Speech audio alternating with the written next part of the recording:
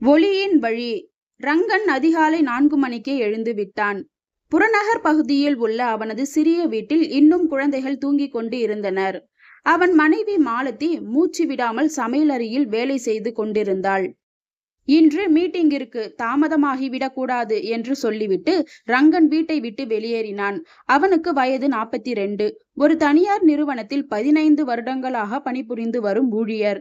அலுவலகத்தில் ரங்கனின் மேலாளர் அவனை அழைத்தார். ரங்கா, இந்த மாத டார்கெட் முழுவதும் அடையவில்லை, உன் பர்ஃபார்மன்ஸ் குறைந்து விட்டது என்று கடுமையாக சொன்னார்.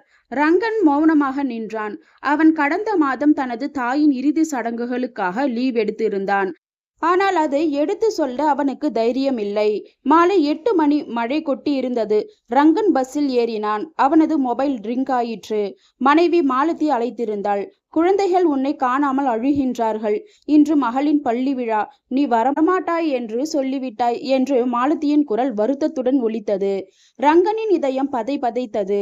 அவன் எப்பொழுதுமே குடும்பத்திற்கும் வேலைக்கும் இடையே சிக்குண்டு போயிருந்தான். அன்று இரவு ரங்கன் தனது நோட்டு புத்தகத்தை எடுத்தான். அவன் எழுதியது: குடும்பம், ஆரோக்கியம், மகிழ்ச்சி, வேலை. அவன் ஒரு பெரிய முடிவு எடுத்தான். மறுநாள் ரங்கன் தனது மேலாளரிடம் ராஜினாமா கடிதத்தை சமர்ப்பித்தான். என்ன ரங்கா, நீயா ராஜினாமாவா என்று மேலாளர் ஆச்சரியப்பட்டார். ஆமாம் சார், நான் எனது வாழ்க்கையை மீண்டும் தொடங்க போகிறேன். ஒரு சிறு தொழில் தொடங்குவதற்கு சேமித்த பணம் இருக்கின்றது என்று ரங்கன் நிமிர்ந்து பதிலளித்தான். இன்று ரங்கன் ஒரு சிறிய காஃபி ஷாப்பை நடத்துகின்றான். அவனது குடும்பம் அவனுடன் உதவி செய்கின்றது. காலை 7 மணி முதல் மாலை 7 மணி வரை மட்டுமே வேலை. ஆனால் அவன் இப்பொழுது மகிழ்ச்சியாக இருக்கின்றான். வாழ்க்கையில் சில முடிவுகள் கடினமாக இருக்கும், ஆனால் அவை நம்மை மகிழ்ச்சியின் பாதையில் செலுத்தும் என்று ரங்கன் தனது குழந்தைகளுக்கு சொல்கின்றான்.